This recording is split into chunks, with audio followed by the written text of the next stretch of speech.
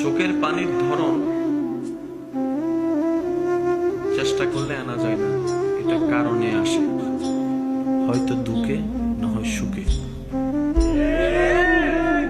অতি দুঃখেও যেমন কান্না আসে, অতি খুশিতেও, কিন্তু দুইটার এক্সপ্রেশন এক নয়। আপনার চোখ থেকে এই পর্যন্ত যতগুলা পানি যত কারণে ঝরেছে, চোখের পানির নিয়ম চোখ থেকে বয়ে গালে আস্তে আস্তে শুকায় যায়। অনেক সময় ঠোঁটে লাগে, অনেক সময় বালিশে পড়ে, অনেক সময় টিস্যুর সাথে মুছে যায়। কিন্তু মনে রাখবেন, একটা কারণের চোখের পানি কখনো বিলীন হয় না।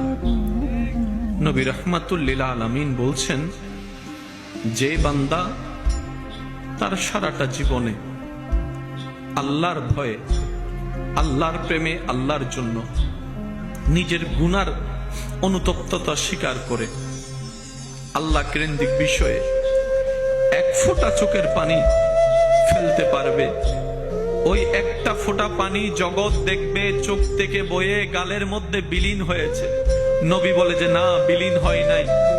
আল্লাহ তাআলা সেই আশেকের চোখের পানিটাকে জান্নাতের সবুজ বাটিতে সংরক্ষণ করে রাখে।